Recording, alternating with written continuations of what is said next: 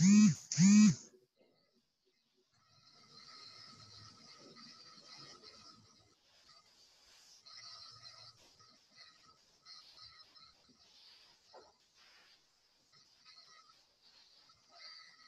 Assalamualaikum warahmatullahi wabarakatuh. Waalaikumsalam warahmatullahi wabarakatuh. Oke, tadi kita sudah di sesi diskusi ya.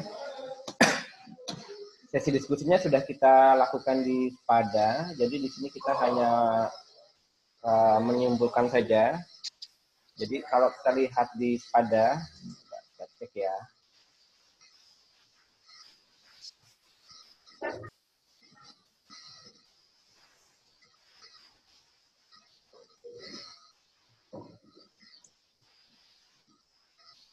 Di SPADA ada 3 atau 4 pertanyaan dari Ritno Abiyu,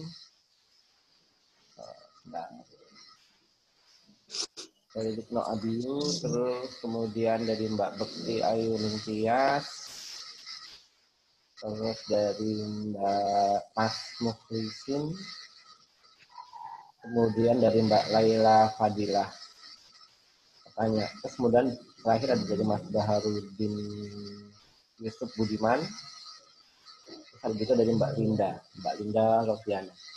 Pertanyaannya bagus-bagus semua, sudah dijawab oleh kelompok pemateri dengan bagus, dengan baik gitu ya. Nanti mungkin akan saya tambahkan beberapa kesimpulan yang perlu diluruskan. Oke, kita coba share aja, kita buat kesimpulan dari hasil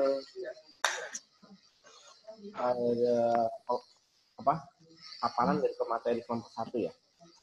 Kita coba lihat.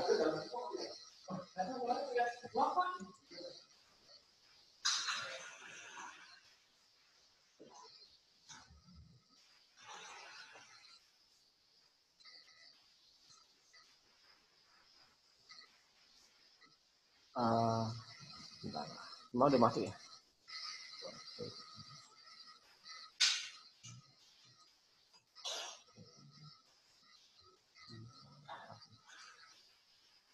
Oke,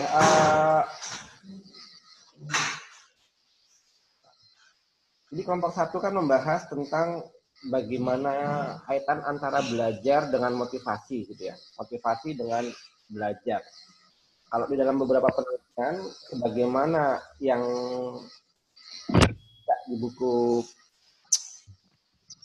yang saya kasih itu ya, yang sudah saya share di SPADA, itu banyak penelitian yang membuktikan bahwa yang namanya motivasi belajar itu memang sangat berpengaruh terhadap prestasi belajar siswanya. Jadi membahas motivasi belajar itu sangat penting dalam kaitan bagaimana nanti kita mendiagnosa anak-anak yang mengalami kesulitan belajar. Sebagaimana sudah saya berikan pada pertemuan yang kedua, cara diagnosa paling mudah melihat apakah ada anak yang mengalami kesulitan belajar atau tidak, caranya dengan melihat apa? Silakan, ada yang bisa saya membantu menjawab. Cara paling mudah untuk melihat mana siswa yang mengalami kesulitan belajar. Cara paling mudah dengan lihat apanya?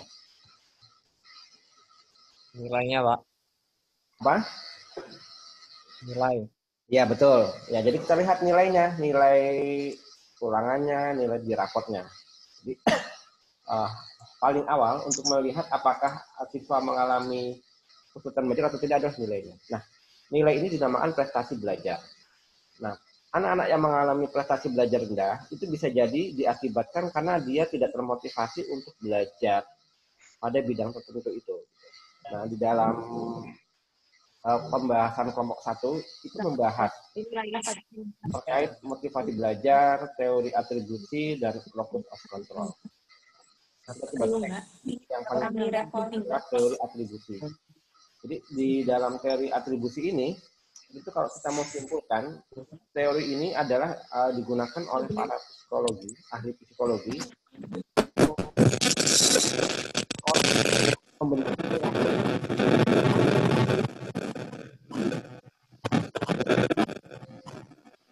Jadi kalau kita lihat,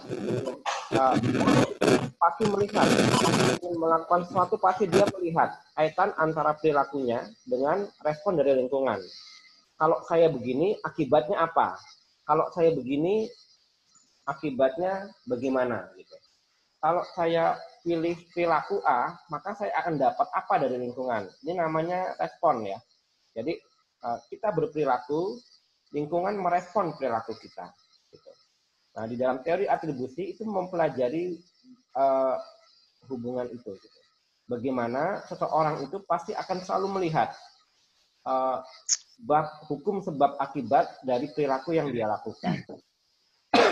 Jadi misalnya kalau saya tidak suka dengan guru mata pelajaran A, maka di dalam teori atribusi kita bisa lihat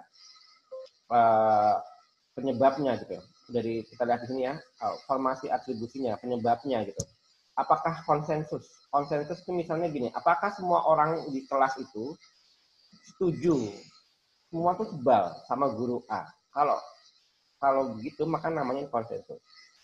Kemudian distinctive, kekhasan. Kalau kekhasan itu begini, si Mbak Linda benci dengan guru A. Nah, ternyata Mbak Linda di antara semua guru yang ada di sekolah, dia hanya benci dengan guru A. Ini namanya kekhasan. Terus kemudian di antara siswa sekelas yang benci dengan guru A itu cuma Mbak Linda gitu. Nah, ini juga kekhasan. Nah, konsistensi itu adalah konsistensi. Jadi pokoknya Mbak Linda ini kalau setiap ketemu dengan guru A itu konsisten tidak suka gitu. Entah dia mau ngajar apa, Mbak Linda itu tidak suka dengan guru A. Nah, nanti dari formula atribusi ini, tiga formula atribusi ini nanti akan mengembangkan dua level atribusi yang namanya internal, atribusi internal sama atribusi eksternal, atribusi yang sifatnya eksternal.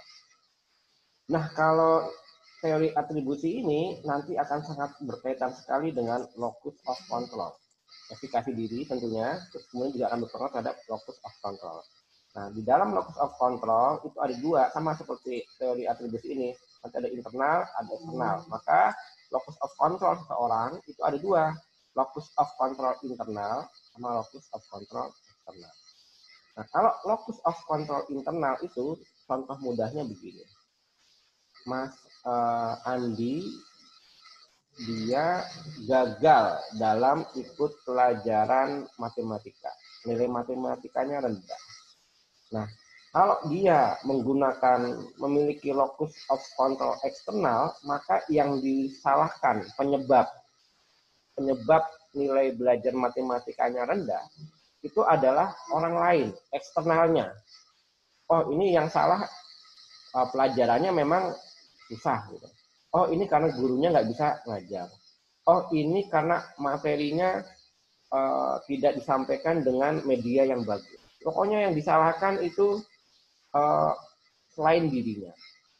Jadi ketika seseorang gagal gitu ya, gagal dalam suatu hal, maka yang disalahkan orang lain, di luar dirinya, entah mata pelajarannya, entah ininya, pokoknya dia nggak salah. Yang salah itu orang lain di luar dirinya. Ini namanya locus of control eksternal.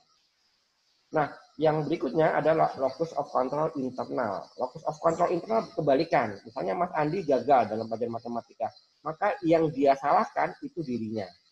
Oh, saya itu kurang belajar. Oh, saya itu kurang rajin belajar. Kalau malam saya cuma main game. Nah, pokoknya yang disalahkan dirinya.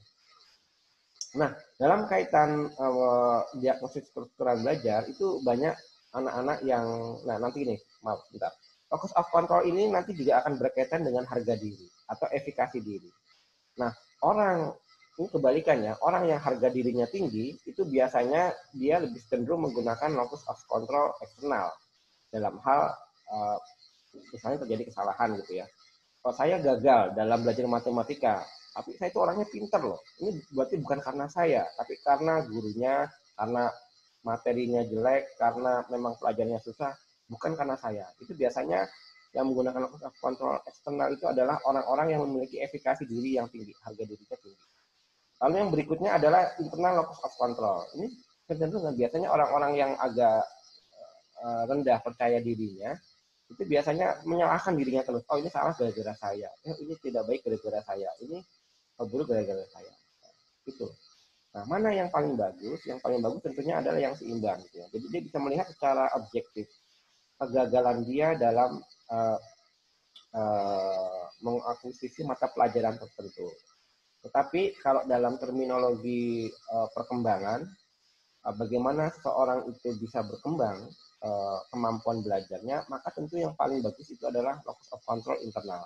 Jadi kalau dia misalnya nilai pelajarannya rendah, kemudian dia salahkan dirinya karena dia tidak pernah menjadwalkan untuk belajar di malam hari dan sebagainya, itu maka kemungkinan dia akan berhasil mengatasi masalah belajarnya. Tapi kalau dia mengembangkan locus of control eksternal, yang disalahkan itu gurunya, yang disalahkan, oh memang mata pelajarannya sulit, mata pelajarannya memang saya nggak bisa.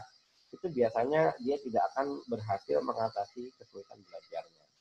Nah, ini juga nanti akan terkait dengan motivasi, theory of motivation. Nah, teori motivasi itu banyak, gitu ya. Nanti juga kalau kita lihat nanti ada yang teori motivasi internal sama teori motivasi eksternal. Sama seperti locus of control, sama seperti teori atribusi. Dalam teori motivasi juga nanti ada yang namanya motivasi internal sama motivasi eksternal. Nah, motivasi internal itu adalah motivasi yang tumbuh berasal dari dalam dirinya. Jadi dalam diri seseorang. Jadi misalnya supaya rajin belajar, maka dia memotivasi dirinya untuk bisa rajin belajar. Kalau saya rajin belajar, nanti saya akan mendapatkan penghargaan. Kalau saya rajin belajar, nanti saya akan sukses di kemudian hari. Itu namanya motivasi internal dalam diri seseorang. Dia mengefikasi dirinya, mengatribusi dirinya bahwa kalau saya belajar nanti akan saya mendapatkan hasil yang sangat baik. Nah, ini namanya motivasi internal. Nah, kalau yang motivasi eksternal itu adalah motivasinya berasal dari luar diri seseorang. Dari luar diri seseorang. Jadi, misalnya supaya rajin belajar, maka gurunya ngasih hadiah reward. Kalau Anda mendapatkan nilai A pada mata kuliah diagnosa kesulitan belajar, nanti semuanya akan mendapatkan uang 1 juta rupiah. Wah, ini namanya motivasi belajar yang sifatnya eksternal. Jadi pemicunya, pendorong supaya orang termotivasi itu dari luar dirinya. Bisa pemberian uang, bisa pemberian hadiah, bisa contoh motivasi eksternal ya, bisa pemberian pujian. Jadi misalnya ada siswa yang berhasil belajar, maka siswa dikasih tepuk tangan, dipuji, dia sudah belajar dengan baik. Dan terakhir, ini dia kaitannya dengan diagnosa kesulitan belajar ya tadi, bahwa yang namanya motivasi belajar itu memang sangat berpengaruh terhadap prestasi belajar. Dan motivasi siswa itu terkait bagaimana siswa merespon lingkungan. Jadi siswa itu selalu mengamati. Kalau saya melakukan ini, saya dapat apa? Kalau saya melakukan ini, saya dapat apa? Ini namanya atribusi teori. Nanti dari teori atribusi ini kita akan lihat siswa ada yang mengembangkan efikasi diri positif, ada yang mengembangkan efikasi diri negatif, harga dirinya tinggi, harga dirinya rendah. Nah, siswa-siswa yang biasa mendapatkan respon negatif dari lingkungan, seperti dibully, kamu itu bodoh. Oleh gurunya sering dibilang, kamu bodoh. Sama teman-temannya, kamu itu bodoh. Maka dia akan mengembangkan, oh saya itu bodoh. Nah, kalau sudah begitu, akhirnya nanti akan mempengaruhi motivasi belajarnya. Akan mempengaruhi locus of control-nya juga. Gitu. Ngapain belajar? Saya sudah bodoh. Gitu. Nggak akan berubah juga jadi pintar. Gitu. Nah, ini contoh dari kaitan antara materi yang dibahas di kelompok 1 dengan diagnostik kesulitan belajar. Jadi penting bagi kita, bagi Anda semua nanti guru bimbingan konseling untuk melihat Jangan-jangan memang siswa prestasi belajarnya rendah itu diakibatkan karena motivasi belajarnya juga tidak bagus atau rendah. Dan untuk mengubah agar motivasi belajarnya tinggi, Anda bisa menggunakan prinsip-prinsip teori-teori psikologi, ya. Salah satunya ada tadi teori atribusi, teori efikasi diri, kemudian teori locus of control. Mungkin itu kesimpulan yang bisa saya berikan. Silahkan kalau ada yang mau bertanya sebelum kita tutup kuliah kita, karena nanti kan ada mata kuliahnya buat Ika ya. Ya, silahkan kalau ada yang mau bertanya atau menanggapi.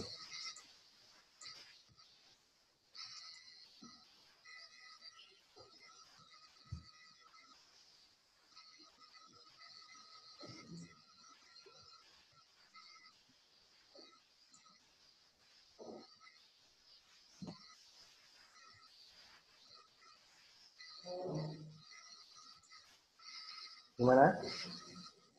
Sudah cukup atau sudah paham semua? Ya, supaya saya bisa ngecek Anda semua sudah paham atau tidak. Nanti ada kuis ya, kuis pada pertemuan berikutnya, pertemuan kelompok ketiga. Kuisnya nanti tentang materi kelompok 1. Jadi di pertemuan keempat kita akan kuis sedikit. Kuisnya adalah materi yang dibahas di kelompok 1 serta apa yang sudah saya bahas di review diskusi kelompok 1 ini. Nah, nanti ini hasil review akan saya upload materinya pada sudah bisa dicek, sudah saya upload. Terus nanti videonya ini karena mungkin saya juga terlalu cepat karena kan kita cuma sedikit 9.50 sudah selesai harusnya. Jadi cuma saya agak cepat. Mungkin nanti kalau ada yang mau melihat lagi materi yang saya sampaikan Anda bisa melihat di Spada. Dan kemudian Anda bisa review atau bisa cari-cari lagi di Google. Ada 3 teori penting yang perlu Anda kuasai sebelum Anda masuk ke dalam mata kuliah lanjutan diagnostik kesulitan belajar. 3 teori itu adalah Anda harus paham teori motivasi, Anda harus paham teori atribusi, dan Anda harus paham teori tentang locus control. 3 teori besar ini akan kita pakai dalam diagnostik kesulitan belajar siswa. Jadi 3 teori ini Anda harus kuasai. Saya akan cek di kuis pertemuan keempat dan mungkin juga nanti akan masuk dalam soal-soal ujian. Itu saja mungkin. Terima kasih karena waktunya juga sudah. Pak. Jadi gimana?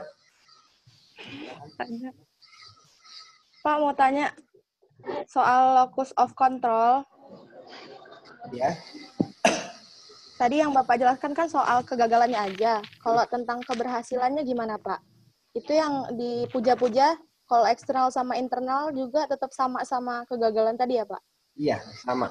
Jadi kalau keberhasilan, ya tadi, kalau dia berhasil terhadap sesuatu, maka kalau dia lebih cenderung menggunakan locus of control internal, maka ini berkat saya belajar semalam. Oh, ini berkat saya kerja keras. Oh, ini berkat saya ini. Jadi orang yang memiliki locus of control internal lebih mudah untuk maju, ya, untuk berkembang. Karena dia kalau ada gagal akan dia review dirinya, apa yang salah dalam diri saya, dia perbaiki. Kalau dia berhasil, oh iya saya sudah begini, dia akan ingat di pikirannya, dia catat. Kalau saya ingin mendapatkan hal serupa, saya melakukan hal yang sama. Saya belajar malam hari dan sebagainya. Nah sebaliknya, locus of control eksternal juga begitu. Kalau dia berhasil, gitu ya, dia ini saya karena beruntung, ini karena bantuan orang lain, ini karena waktunya saja pas kebetulan saya nilainya bagus, ini karena pas kebetulan saya duduknya di depan, ini pas kebetulan karena saya dibantu oleh teman saya. Nah, kalau yang orang mengalami yang sering menggunakan locus of control eksternal ini cenderung perkembangannya dia akan lebih sulit untuk berkembang dari segi prestasinya gitu ya, prestasi belajarnya, prestasi nanti saat dia bekerja itu juga akan sangat dipengaruhi oleh bagaimana dia memandang, merespon hasil dari pekerjaannya. Kalau dia lebih cenderung menggunakan locus of control internal, cenderung akan lebih mudah berkembang. Jadi kalau ada salah, dia bisa review dirinya, apa yang salah dari dalam diri saya. Kalau dia berhasil, apa yang membuat ini keberhasilan yang telah saya lakukan. Sehingga saya bisa mencontohnya di kemudian hari. Nah, gitu. Jadi, begitu ya Mbak. Siapa tadi namanya? Yang bertanya Mbak Kodrun. 30020 ya. Mbak, siapa namanya? Kodrun, Pak. Ya, Mbak Kodrun. Ya. Kodrun. Ya.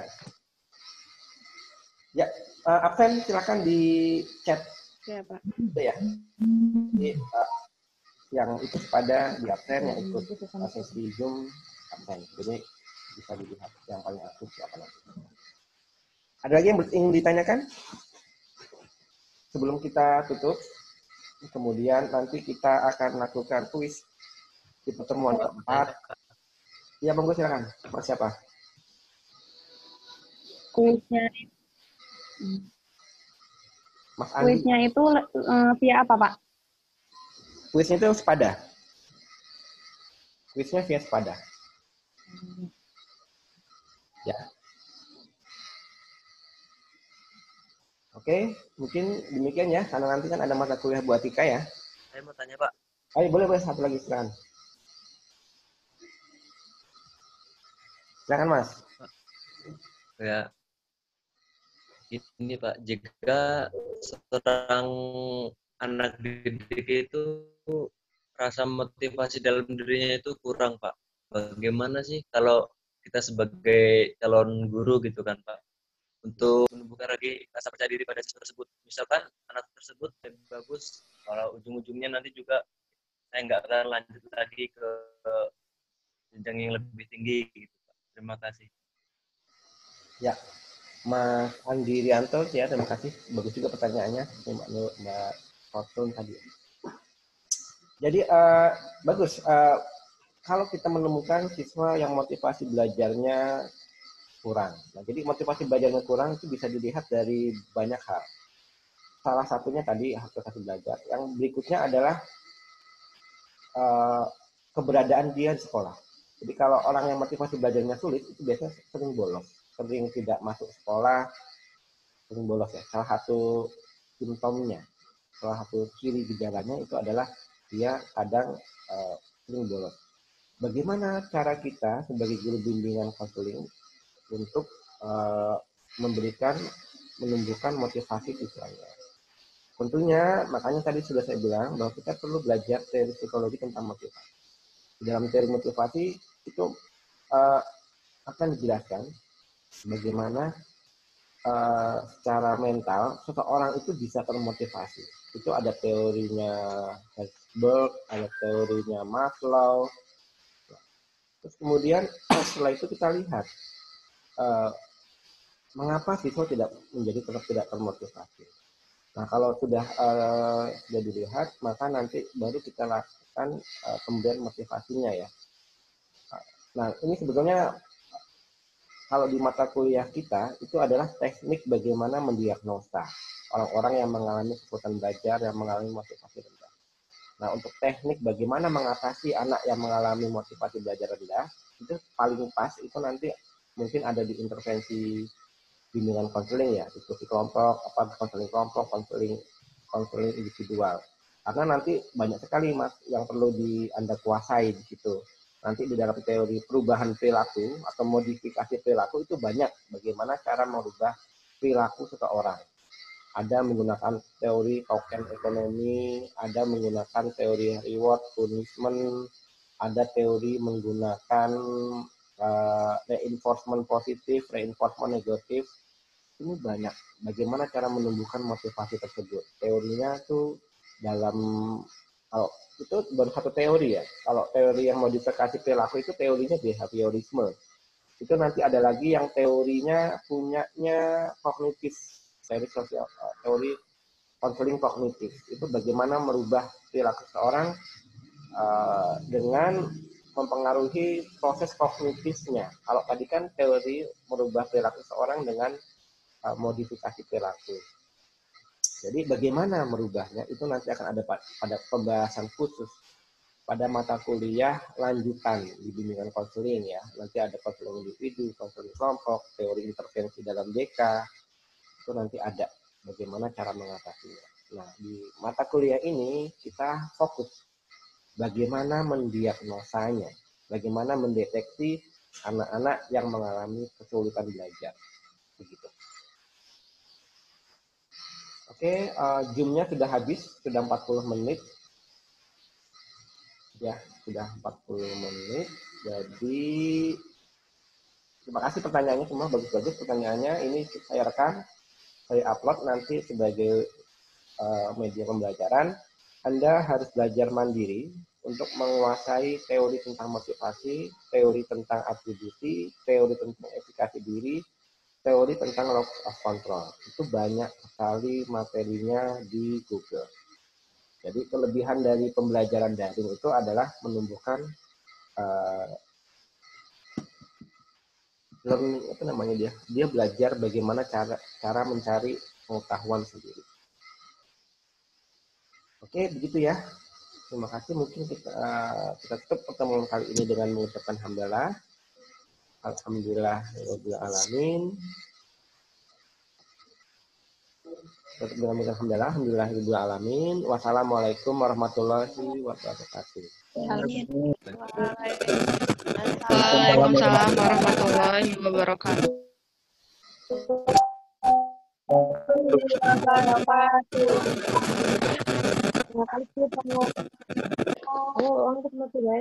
Yuk, Siti Marlin.